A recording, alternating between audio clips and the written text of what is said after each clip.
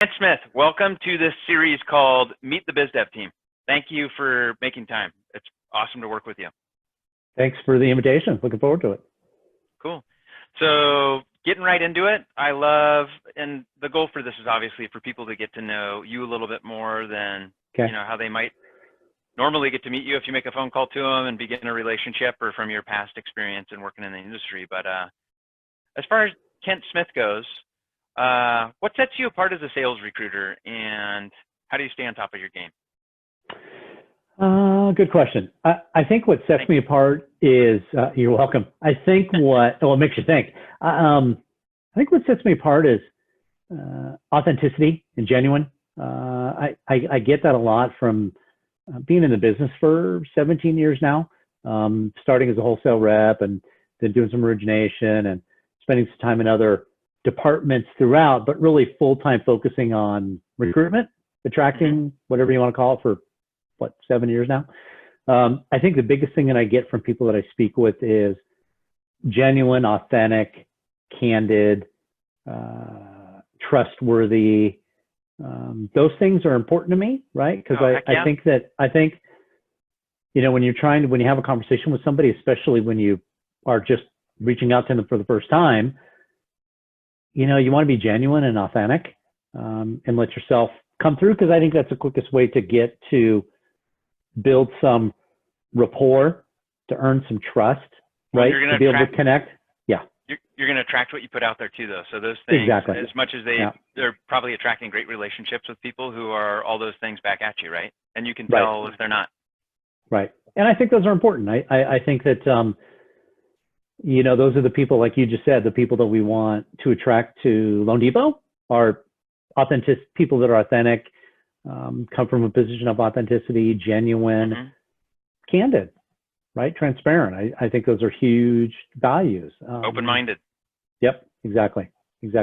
What was the second part of the question? What do you do to stay on top of your game outside of push-ups?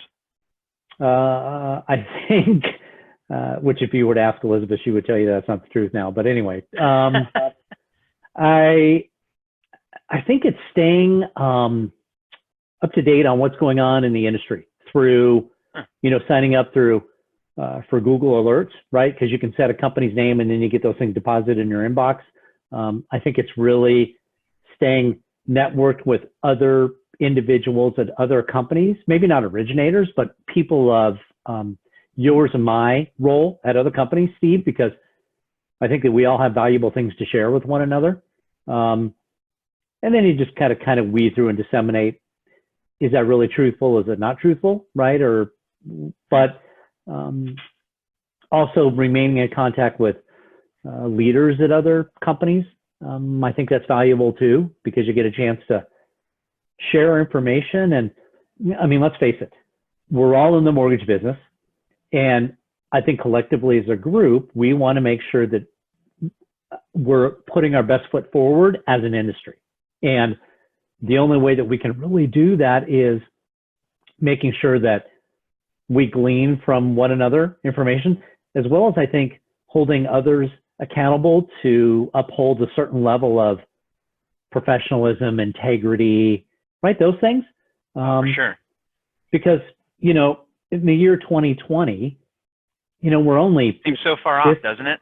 Well, but, we're only 15, 14 years out from what was not a good time, right, for the business. And I think that's relatively short. That I think we're still kind of fighting some of that legacy stuff in very small pockets, but we still fight it. And I think that keeping educated and practicing your craft, for the lack of a better term, and studying always helps me stay up to date, right? Yeah. Or relevant to others that are out there.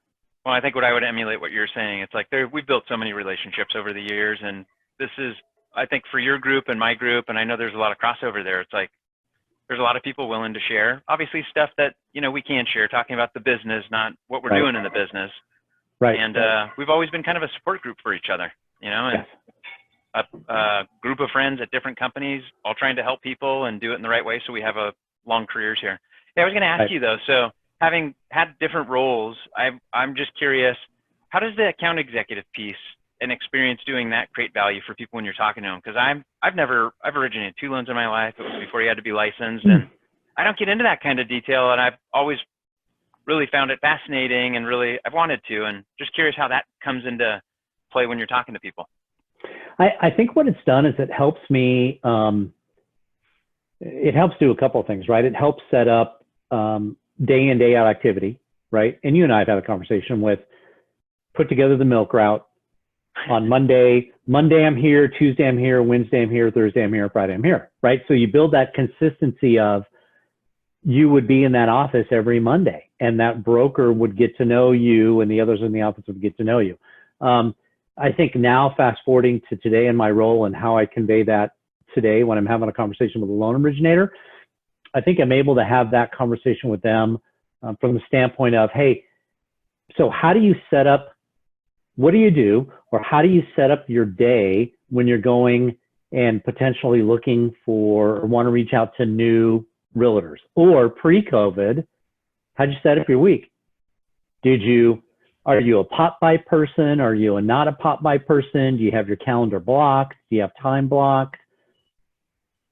And I think from an account executive standpoint, I can convey that to them and say, hey, my success in establishing and building partnerships and relationships was predicated upon this. Maybe it might be food for thought for you to say, hey, I'm going to, on Monday, go to Keller. Tuesday, I'm going to go to Remax. Wednesday, I'm going to go to Caldwell, right? And you may not see anything out of those visits for months. No. And build trust. Right. And at some point when you're into it, something will happen where you're there on a Monday and the team lead at Keller, reaches out to you and says, hey, I'm so glad you came by today. I was waiting for you to come by because this is what I need. Right. And right place, right time from exactly, the milk route. Exactly. Yep. So I think that having that helps. It also, I think, helps them with conveying, hey, I've been there.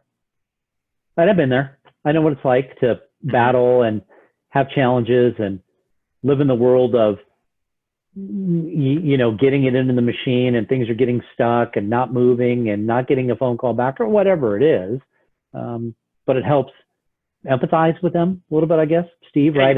You've walked in their shoes, man. I mean, hitting on brokers, dealing with realtors, home buyers. Yep. I bet that creates a lot of value. Hey, so if you think about dovetailing that into kind of the recruiting side, what do you think sets you apart, or not what sets you apart? What skills do you think that cut, stop, go? I gotta think of how am I gonna read this question? I should have read it first. No. I'm talking to Steve. We're doing a recording. Hi, honey. Yeah, say hi to Steve. All right, we'll edit that out. Hi. Honey, what are you doing? Dan asked me what time he was born. I don't remember. Steve was born at 6:04. Okay. Bye, honey. Bye, love. Okay. Oh, that's perfect. I was been thinking Palmer's going to be in the back of this one. She hasn't showed up yet. All right, here's the question. Next question, and would love to hear your thoughts on this. What skill sets do you bring to the table that make you a better sales recruiter for the managers and the territory you support? Skill set.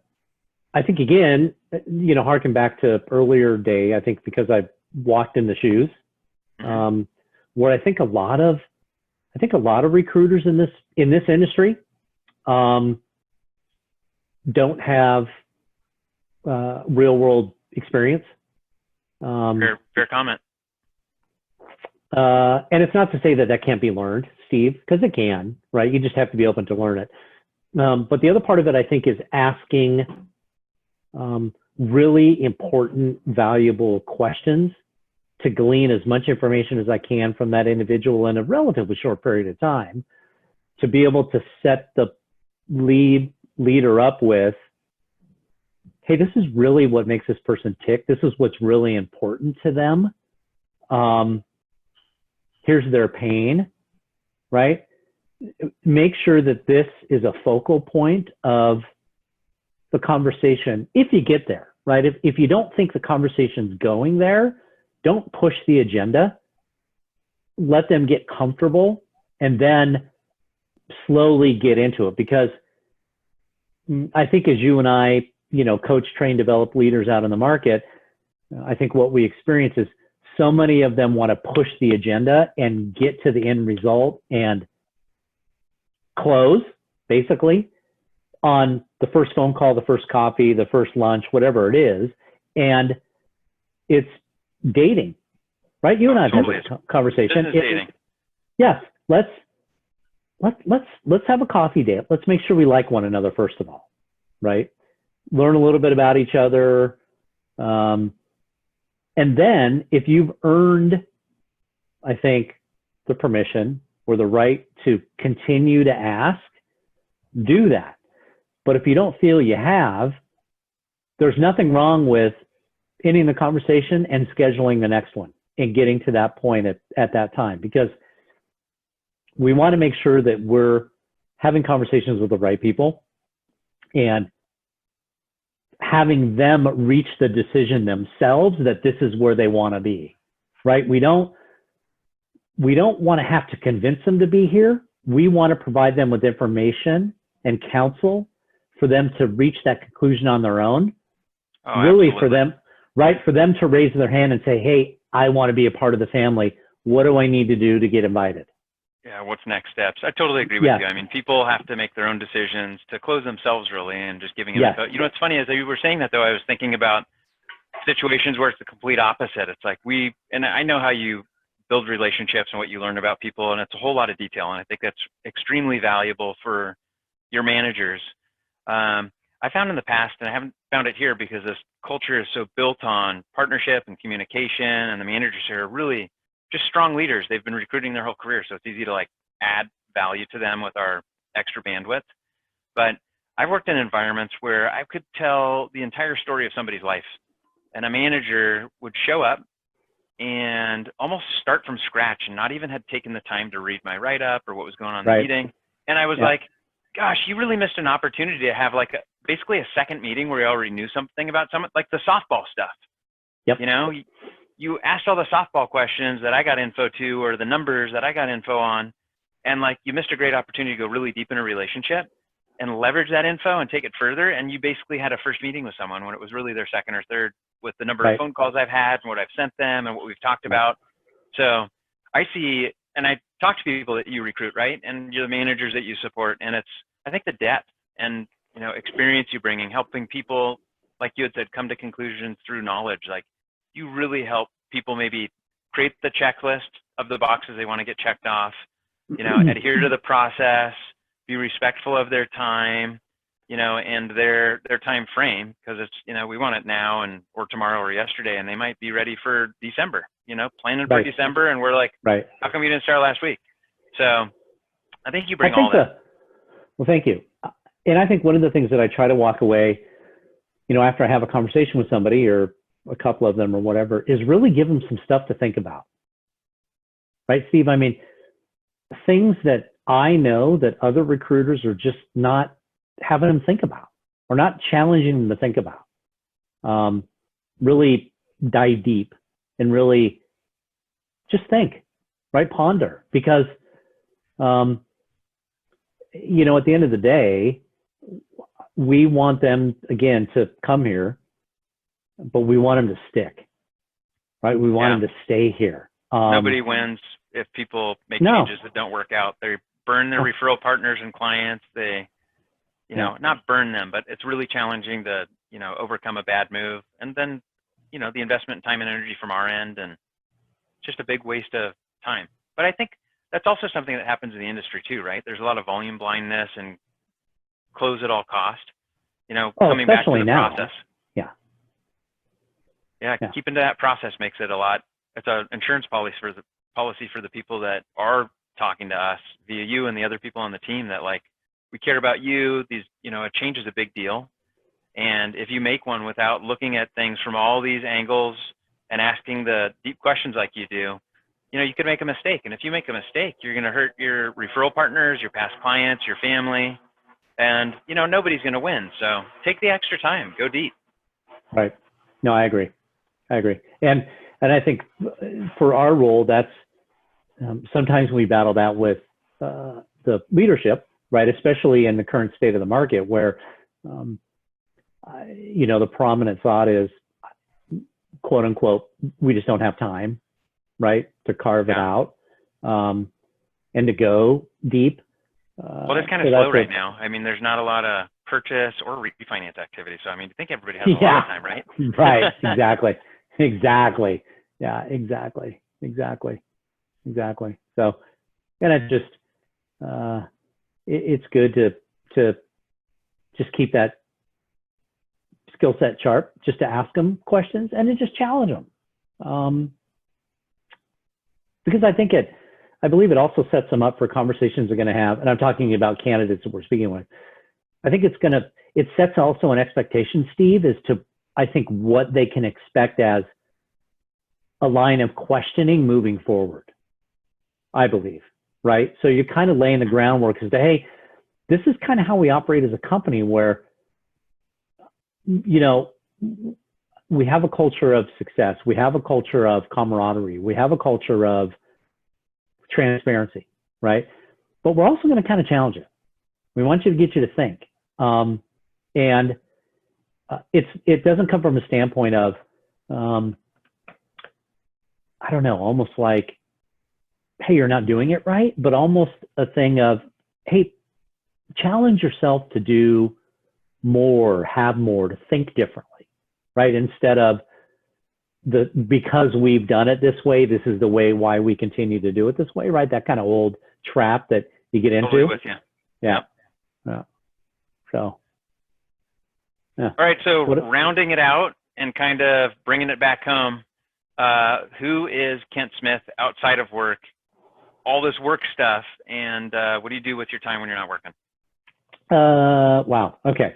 So 2 daughters, 16 and 13, keep me busy. Oldest one's captain of the cheer squad. Youngest one's competitive dancer. So as you can imagine, I've got a lot of stuff going on weekends for football games and dance competition.